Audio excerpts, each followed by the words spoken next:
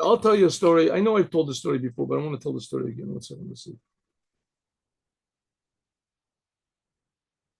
Yeah, okay. It's a parable. It's a known parable, but I'll tell it anyway. Once there was a man that went out in his garden, had a garden, a nice house and a garden, and he saw this amazing thing. What he saw? He saw a cocoon. A cocoon. There's the butterflies are very beautiful. You ever see like a monarch butterfly and this that? I haven't seen one around here in Israel, but butterflies are very beautiful, very how do you say delicate and alive and they fly around. And so he walked in, but it ends up that really butterflies come from these big worms, big hairy worms come from worms. I guess if it's a small butterfly from small worms, but anyway, so the worm weaves itself into this cocoon and it stays in the cocoon for a while, and then afterwards it comes out of the cocoon and it is a butterfly. So this person, he heard about this, but he never really saw it. So he went out in his garden and he sees that there's this like sort of a little ball on a tree and it's moving. And he thinks, well, what could that possibly be? When suddenly he realizes, wow, this is a cocoon. I am witnessing the birth of a butterfly.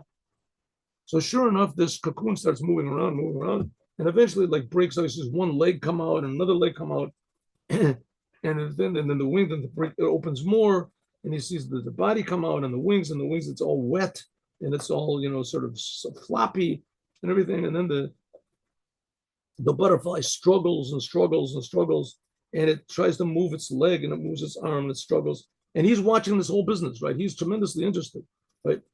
And he calls up the business and says, I'm going to come in late today. And he's watching the whole thing. And sure enough, after like an hour of struggling, I mean, you can ask the botanists if it could be my details are wrong, but this is the general picture. And so what are called the people who collect butterflies? They must have some sort of a name for it. Anyway, so there's some scientific name for butterfly collectors. So anyway, he's you ask one of them, they know better. Anyway, he watches this process and how the butterfly has struggled, and terribly, this innocent little frail butterfly had to struggle so hard, and finally it comes out and it moves one wing and it moves the other wing and it flaps them a little bit, and I guess it's in the sun or something, it dries it up and it flaps them a little more, and after he sees like 2 hours of struggle, however long it is, as it starts flying and it flies away. So this person, being a sensitive person, and just the fact that he was interested in this whole process shows that, he's interested in life. So he says, I'm going to do a favor for these things. So the next one he sees, one of the cocoons, as he sees it starting to move. So he takes out a little penknife, or he brings a razor or whatever, and he slits the cocoon to make it easier for the poor, frail, helpless, beautiful, the inspiring butterfly to come out. And the sooner the better. Why should he have to suffer? So he sees that sure enough, it is easier. The instead of it taking it like 10 minutes to put its foot out, it just puts it out in like 1 second and then put out the other foot. And then sure enough, it comes out and the whole thing comes out and it's on the ground and it's flopping around. And he watches it and he watches it and he sees that it stops moving. After about a half an hour or something, he says, what's going on? It died. He says, wow, it's pretty weird. So he tries it a few more times. Each time it dies. So he can't figure out what's going on. So he goes and he asked his friend, who was a butterfly collector, what's going on. And his friend said, oh, I don't believe it. You really cut the thing? Yeah, I thought it would make it easier. He says, listen, the way the butterfly works is like this. It has to struggle. It gets out of the cocoon, and the struggling that it does makes its muscles or whatever it is stronger. It strengthens it. And by means of it being strong to get out of the cocoon, that also gives it the fortitude and strength. It builds up its muscles or whatever it has over there, and it builds up, so that gives it the power that it can survive. It can survive, and then it can eventually even flap its wings, and then it becomes. But you made it easy.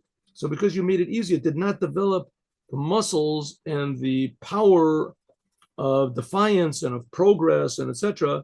to live. And so it did it a big disfavor.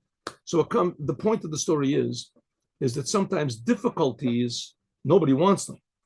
And any normal person would say, let's take the raising, just get rid of these difficulties. What do we have difficulties for? And difficulties are exactly what they are. They're not good, right?